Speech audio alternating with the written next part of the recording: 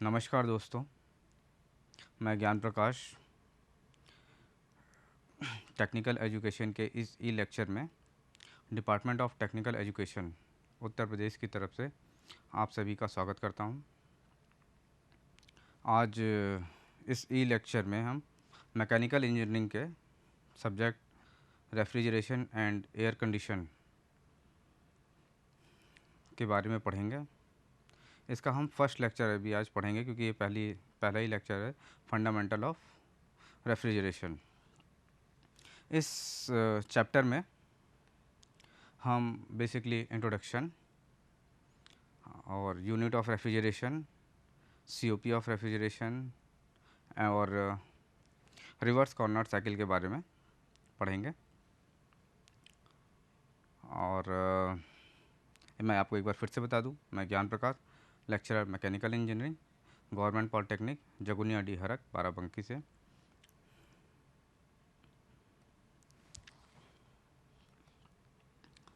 तो आइए स्टार्ट करते हैं। तो सबसे पहले refrigeration. Refrigeration is a process of removing heat from system under under controlled condition in such a way the temperature of the system is lower from surrounding. आसान भाषा में आपको मैं समझाता हूँ कि अगर हमने कोई सिस्टम लिया है, उसका टेम्परेचर हमने T है और सराउंडिंग का टेम्परेचर T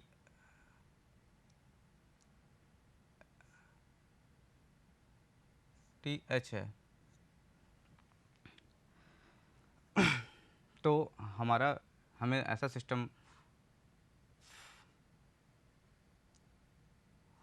सिस्टम बनाना है कि हमारे सिस्टम का जो टेम्परेचर है वो कम हो जाए और सराउंडिंग का टेम्परेचर ज़्यादा है, वहाँ पे हम यहाँ से टेम्परेचर शिफ्ट कर सकें।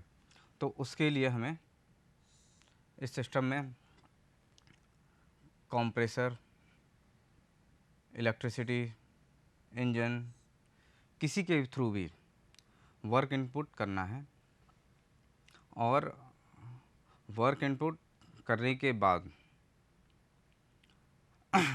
करने के कारण हमारा जो टेम्परेचर है वो लोअर टेम्परेचर से हायर टेम्परेचर की तरफ चला जाएगा। इसको नॉर्मल तरीके से और अच्छे से समझाने के लिए, जैसे आप सबने घर में अपने रेफ्रिजरेटर देखा होगा, तो हमने एक सिस्टम बना लिया रेफ्रिजरेटर। तो रेफ्रिजरेटर के बारे में हम जानते हैं कि उसके अंदर हम कोई भी चीज़, दूध, टमाटर, सब्जी, फ्रूट, जो भी हम पानी वगैरह रखते हैं, उसका टेम्परेचर हमको कम करना होता है। तो ये समझ लीजिए यहाँ हमारा T लोअर टेम्परेचर है और सराउंडिंग का टेम्परेचर हाई है। इलेक्ट्रिसिटी और कंप्रेसर का यूज़ करके हम अभी जब आगे पढ़ेंगे तो आपको बताएंगे कि ये एक एज अ इवापोरेटर काम करता है और इलेक्ट्रिसिटी और कंप्रेसर का सप्लाई करने के बाद हम अंदर का टेम्परेचर कम मेंटेन करेंगे और इसी को बाहर हीट डिसिपेट करेंगे। आपने पुराने ज़माने का जो रेफ्रिजरेटर देखा होगा, तो उसमें पीछे कॉइल्स लगी होती थी बहुत सारी, वो एज अ कंडेंसर वो हीट डिसिपेट करने का काम करता था, वो अंदर की हीट को बाहर थ्रो करता है। आज के डेट में जो हम नए कंप्रेसर देख रहे हैं, सॉरी रेफ्रिजरेटर देख रहे हैं, तो इसके पूरी बॉडी में कॉइल्स रहते हैं। तो अब आप कभी भी अपने रेफ्रिजरेटर को टच करेंगे तो वो गर्म रहता है, क्योंकि उसकी बॉडी के एवरी पार्ट से हीट बाहर निकलती रहती है। तो रेफ्रिजरेशन हमारा ऐसा सिस्टम है रेफ्रिजरेटर हमारा ऐसा सिस्टम है जिसमें हम अंदर सिस्टम के अंदर लोअर टेम्परेचर मेंटेन करते हैं और सराउंडिंग में जहाँ हाई टेम्परेचर है वहाँ लोअर टेम्परेचर से हाई टेम्परेचर में हीट को भेजते हैं। इसके बाद बात आती है रेफ्रिजरेंट की। तो refrigerant is a substance use for producing lower temperature. जैसा अब आसान शब्दों में बताऊं आपको, जैसा हम बाइक चलाते हैं तो बाइक चलाने के लिए हमको फ्यूल का रिक्वायरमेंट होता है। इसी तरीके से हमको कूलिंग करने के लिए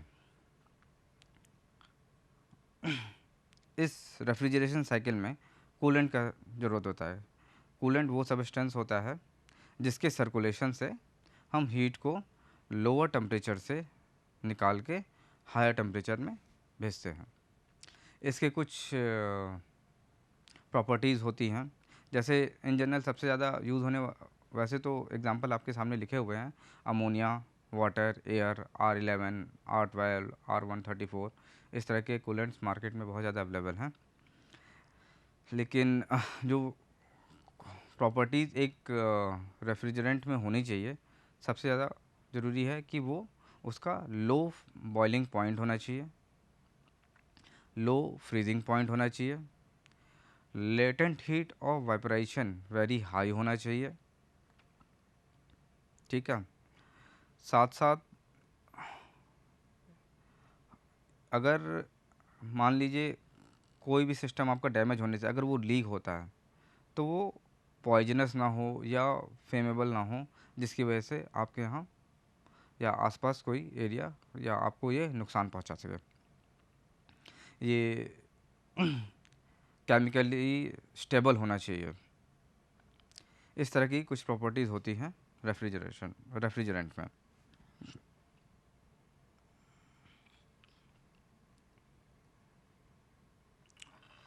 यूनिट ऑफ रेफ्रिजरेशन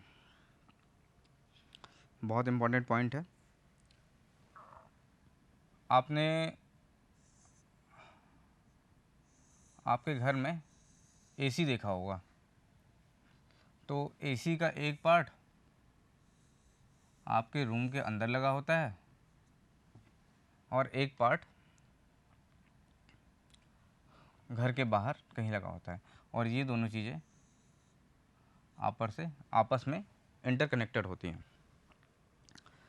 तो अगर आप कभी किसी भी शॉप में एसी रेफ्रिजरेटर ख़रीदने जाते हैं तो आप वहाँ पूछते हैं कि रेफ्रिजरेटर है, तो वो आपसे पूछता है कितने कौन सा चाहिए, 1 टन, 2 टन, 1.5 टन। तो ये 1 टन, 2 टन, 1.5 टन, ये क्या है? ये इसका वेट नहीं है, ये इसकी कैपेसिटी है। इसको हम आपको भी डिस्क्राइब करते हैं। जैसे अभी इनिशियल स्टेज में तो आपको नहीं समझ में आएगा, बस इतना जानिए कि आपके कमरे के अंदर जो यूनिट होती है उसको हम इवापोरेटर बोलते हैं, और बाहर जो यूनिट होती है वो कंडेंसर होती है।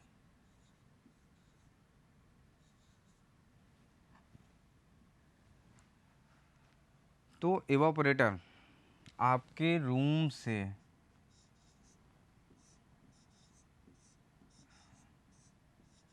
एयर को सक करता है और बाहर कंडेंसर में ये वाटर के रूप में हीट को डिसिपेट करता है। आपने देखा होगा कि एसी से बाहर थोड़ा गर्म पानी आता रहता है। तो अब हम आपको बताते हैं, जब इसको एसी को रेफ्रिजरेटर को मेज़र करने के लिए हमने एक इसकी यूनिट बताई है, इसको यूनिट ऑफ रेफ्रिजरेटर बोलते हैं। इसको टी आर से रिप्रेजेंट करते हैं। ठीक है। तो टी ए क्या है? इसको 1 TR का क्या मतलब हुआ, ये पहले बात बताता हूँ। 1 TR का मतलब हुआ कि 3.5 kilo joule per second. Kilo joule per second अगर 1 टन का यूनिट है तो वो 3.15 किलो जूल पर सेकेंड आपके रूम से हीट लेगा और एटमॉस्फेयर में छोड़ देगा। अगर ये 2 TR है तो 2 × 3.5 kilo joule per second.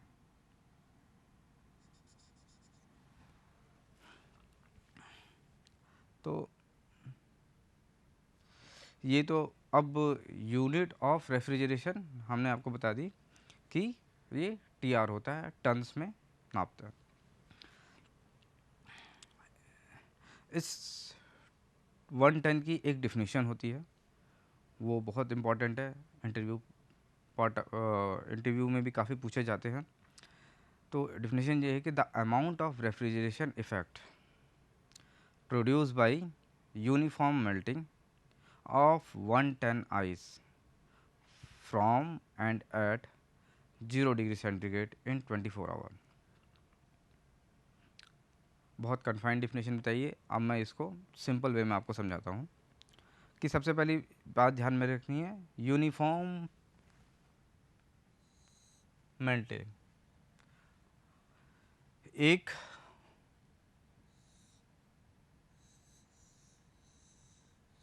1 ton का आइस है,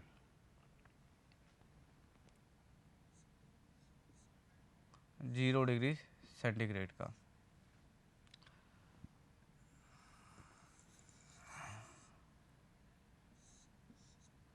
ये 1 टन आइस को 0 डिग्री सेंटीग्रेड पे से कितना हीट ये एब्जॉर्व करेगा, कितना हीट ये एब्जॉर्व करेगा कि 24 आवर में जो हीट सप्लाई करनी है वो हमें यूनिफॉर्म करनी है। यूनिफॉर्मली कितना हीट सप्लाई करें कि 24 आवर में ये 1 टन का 0 डिग्री सेंटीग्रेड का आइस 0 डिग्री सेंटीग्रेड के वाटर में कन्वर्ट हो जाए, 0 डिग्री सेंटीग्रेड के वाटर में कन्वर्ट हो जाए। यूनिफॉर्म मेल्टिंग मतलब आपको कॉन्टिन्यूस मेल्ट कराना है 24 आवर में, ठीक है।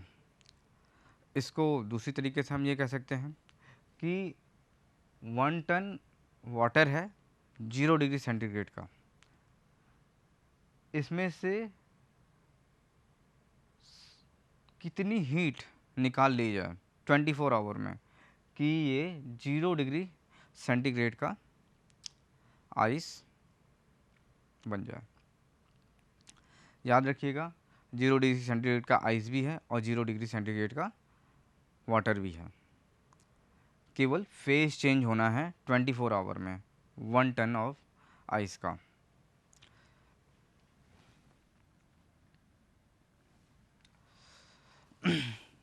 तो आगे हम अब 1 TR को डिफाइन करते हैं। जैसे लेटेंट हीट ऑफ आइस हम जानते हैं 335 किलो जूल पर केजी है। अब हम 1 टन को कैलकुलेट के लिए 1 TR is equal to 1000 into 335। 1000 इसलिए क्योंकि 1 टन में 1000 किलोग्राम होते हैं, तो ये 1000 into 335 kilo joule in 24 hour. इसको फर्दर हम मिनट में कन्वर्ट करते हैं, तो 1000 इंटू 335 अपॉन 24 इंटू 60, ये अप्रॉक्सीमेटली कैलकुलेट करने पे 332.6 किलो जूल पर मिनट आ जाएगा। पर एक्चुअल डाटा ये है कि 1 TR is equal to 210 kilo joule per minute या 3.5 किलोवाट और 3.5 किलो जूल पर सेकेंड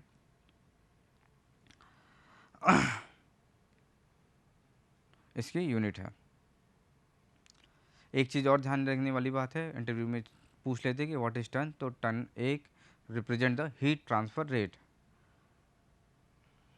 ये एक सिंपल सेंटेंस आपको हमेशा याद रखना है कि टन का रेफरेंस हीट ट्रांसफ़र रेट से है। इसके बाद रेफ्रिजरेटिंग इफेक्ट। रेफ्रिजरेशन इफेक्ट में आपको मैं बताता हूँ, is a amount of heat which is to be extracted from storage space in order to maintain lower temperature. In this desired effect of a refrigeration, desired effect और refrigeration करने के लिए किसी भी सिस्टम में का टेम्परेचर लो मेंटेन करने के लिए हम जितनी भी हीट इसमें से निकालते हैं उस अमाउंट ऑफ हीट को हम रेफ्रिजरेशन इफेक्ट बोलेंगे।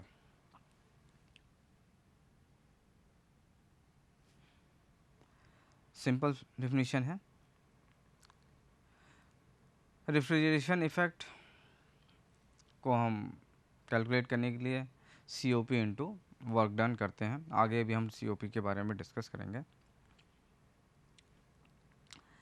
अब हम आपको बता रहे हैं कि COP coefficient of performance of refrigeration, इसको हम COP बोलते हैं। COP को डिफाइन करने के लिए मुझे दो चीज़ आपको बतानी पड़ेगी। आप एक जानते होंगे heat engine,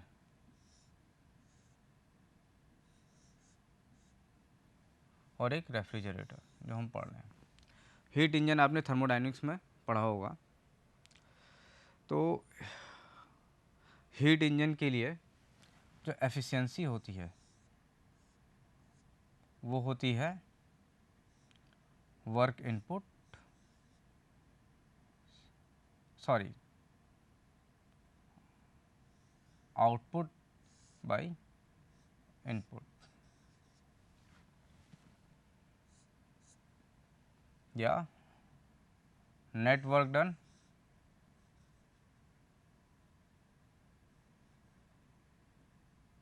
upon heat supply. तो आइए इसको डिस्कस करते हैं। सबसे पहले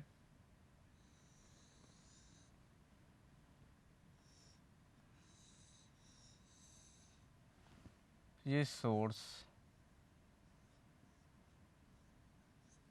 ये सिंक, ये हमारा हीट इंजन।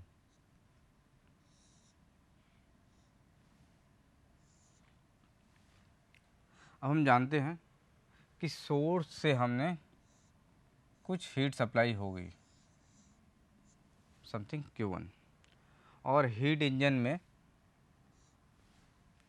हमको वर्क आउटपुट मिलता है, और कुछ हीट जो यहाँ से आ रही है सोर्स से Q1, वो तो कुछ वर्क डन करने में चली जाएगी, और कुछ हीट आपकी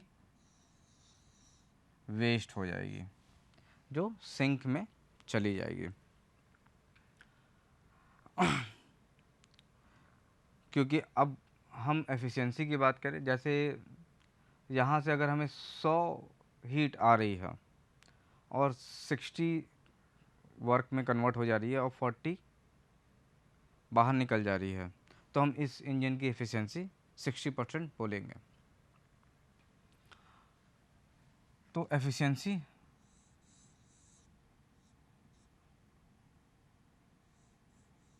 net work done upon heat supply, यहाँ हमने देखा।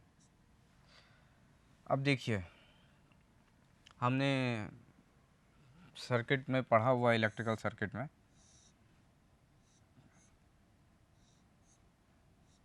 यहाँ से Q1 आ रहा है, W और Q2 में कन्वर्ट हो रहा है, तो Q1 is equal to W plus Q2 और W is equal to Q1 minus Q2। अब यहाँ पे Q1 minus Q2 upon heat supply हमारी Q1 है, that is equal to 1 minus Q2 by Q1। अब हम देख रहे हैं कि जो हमारी एफिशिएंसी होती है वो हमेशा 1 से कम होगी, क्योंकि 1 में से कुछ ना कुछ घट रहा है, मतलब हमारा एफिशिएंसी कभी भी 100% से ज़्यादा हो ही नहीं सकती। तो एक चीज़ हमेशा हमेशा याद रखनी है कि हमारी किसी भी मशीन की एफिशिएंसी 100% से ज़्यादा नहीं हो सकती है। तो ये हमारा एफिशिएंसी डिफाइन हो गया। अब हम बात करेंगे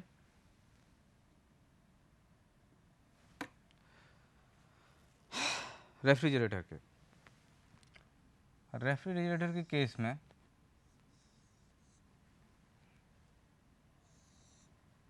एक हमारा ये हो गया सिंक,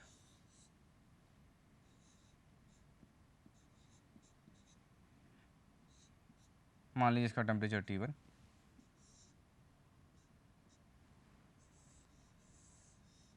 ये हो गया सोर्स, इसका टेम्परेचर T2। अब क्योंकि हमको सिंक से लोअर टेम्परेचर हीट को सोर्स में भेजना है, तो उसके लिए हमें कुछ वर्क इनपुट करना पड़ेगा, ठीक है। तो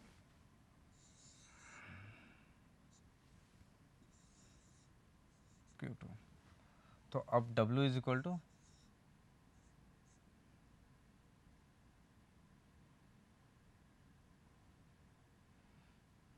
W plus Q1 is equal to Q2, तो W is equal to Q2 minus Q1। तो क्योंकि एफिशिएंसी कभी 100 से ज़्यादा नहीं हो सकती है, और यहाँ पर COP की वैल्यू हमेशा 1 से ज़्यादा होती है।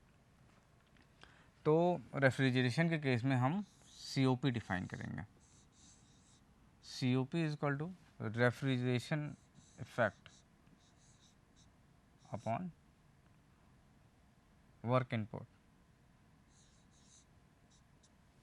रेफ्रिजरेशन इफेक्ट क्या है कि हमने Q1 हीट सोर्सिंग से निकाली है, तो it is Q1 upon W, Q2 minus Q1। ये हमारा कोफिशिएंट ऑफ रेफ्रिजरेशन होता है।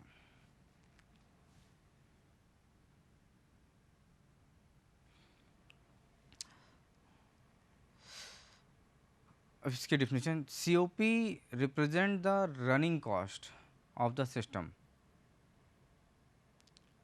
For a given refrigeration capacity, greater the COP lesser in work input. देखा आपने कि COP is equal to refrigeration effect upon work input है।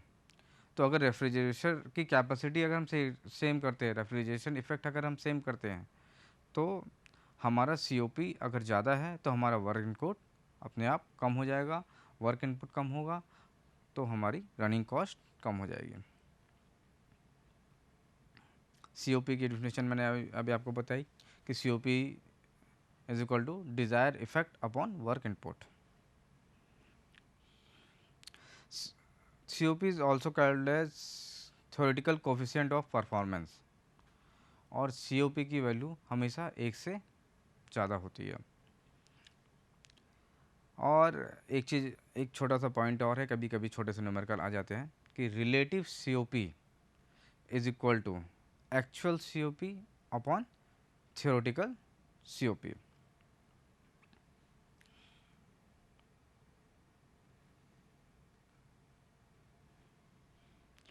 अब हम बात करेंगे difference between COP and efficiency. जैसा कि मैंने आपको भी डिस्कस कर दिया था कि एफिशिएंसी क्या चीज़ है और COP क्या चीज़ है। एक सिंपल वर्ड में बोले तो coefficient of performance is reciprocal of efficiency.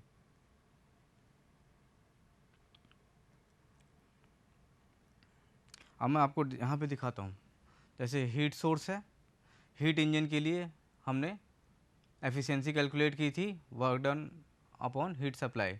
तो यहाँ पे वर्क डन हमारा Q2 माइनस Q1 है और हीट सप्लाई हमारा Q2 है। सेकंड, आपको रेफ्रिजरेशन के लिए हम COP लिखेंगे, तो refrigeration effect upon work required. तो जब वर्क रिक्वायर्ड हमारा क्या निकाला था हमने Q2 माइनस Q1, और रेफ्रिजरेशन इफेक्ट क्या हमारा Q1, तो Q1 upon Q2 minus Q1। Next, COP of pump, produce effect upon work done equal to हमारा प्रोड्यूस इफेक्ट क्या है Q2 हमने सप्लाई किया और Q1 हमने वर्क डन किया। Relation between COP of pump and COP of refrigerator, जैसे हम ऊपर डिस्कस कर चुके हैं, COP of pump Q2 upon Q2 minus Q1, COP of refrigeration is Q1 minus Q2 upon Q1 minus. अब हम सिंपल कुछ नहीं करेंगे, एक सिंपल मैथमेटिक्स है कि इन दोनों को आपस में डिवाइड किया, COP of pump minus COP of refrigerator करेंगे। तो Q2 आप देखिए डिनोमिनेटर सेम है, डिनोमिनेटर में Q2 माइनस Q1 है, तो Q2 upon Q2 minus Q1 minus Q1 upon Q2 minus Q1, दोनों डिनोमिनेटर सेम है, तो Q2 माइनस Q1 कर देंगे। तो आप जब Q2 दोनों कैंसिल हो जाएंगे तो COP of pump minus COP of refrigeration equal to 1 होगा। ओके, इसके बाद हम आपको डिस्कस करते हैं आइडियल रेफ्रिजरेशन साइकिल।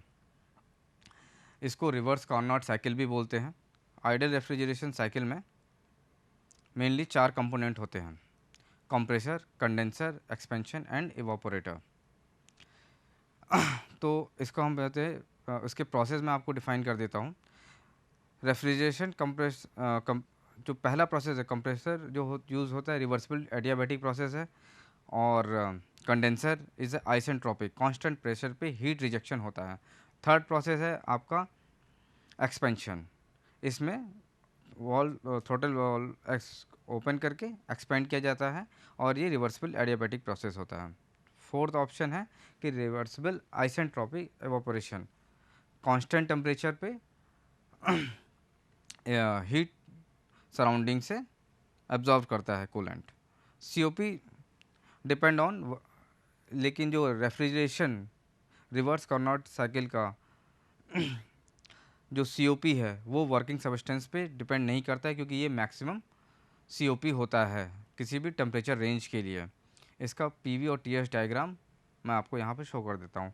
प्रोसेस 1 से 2 compression, second to condenser, third से 3 से 4 थ्रॉटलिंग और 4 से 1 evaporation heat rejection. Same TS diagram में भी आपको मैं डिपेंड करता हूँ। COP of Carnot cycle is equal to T2 upon T1 minus T2। T2 आपका लोअर टेम्परेचर, T1 आपका हायर टेम्परेचर है। इस COP को हम मैक्सिमम COP भी बोल सकते हैं, क्योंकि किसी टेम्परेचर रेंज के लिए जिस सब्सटेंस पे मैटर नहीं करता है, अगर इस साइकिल पे हम कैलकुलेट करेंगे तो मैक्सिमम COP ही हमको मिलेगा। एक छोटा सा स्मॉल क्वेश्चन मैं आपको बताता हूँ जो जनरली एग्जामिनेशन में आते हैं। The working temperature of evaporator and condenser is -32 degree respectively. If the actual refrigerator has COP of 0.75 time the maximum COP, then find the power input for the refrigeration capacity of 5 ton के refrigeration effect के लिए हमें कितने power की requirement होगी। तो सबसे पहले हम आपको बताते हैं हायर टेम्परेचर हमारा क्या है T1, that is called 32 degree centigrade. इसको केल्विन में कन्वर्ट करेंगे, इट्स 305 2733 ऐड करने पे। लोअर टेम्परेचर हमारा T2 -30, इसको केल्विन में कन्वर्ट करेंगे तो 1243। अब हम सबसे पहले मैक्सिमम COP कैलकुलेट करते हैं। मैक्सिमम COP हमारा क्या है, T2 upon T1 minus T2, मतलब lower temperature upon temperature difference, that is called. इसको हम सॉल्व करेंगे, इसको पुट करेंगे तो हमारा मैक्सिमम COP 3.92 है। अब हमने COP ऑफ एक्चुअल क्या था, 0.75% था COP मैक्स का, तो मैक्सिमम COP हमारा 3.92 है, 0.75 से करेंगे तो हमारा COP आएगा 2.94। अब हम जानते हैं कि power input is equal to refrigeration effect upon COP। Power input हमारा 5 किलोवाट है और COP हमारा 2.94 है। इसको सॉल्व करेंगे तो एक 1.74 किलोवाट पावर का इनपुट हमको रिक्वायर्ड है इस कंप्लीट 5 किलोवाट के रेफ्रिजरेशन इफेक्ट को करने के लिए। इस तरह के स्मॉल स्मॉल क्वेश्चन की प्रैक्टिस करके और स्लाइड को रिवाइज करके आप फंडामेंटल सीख सकते हैं। Thank you.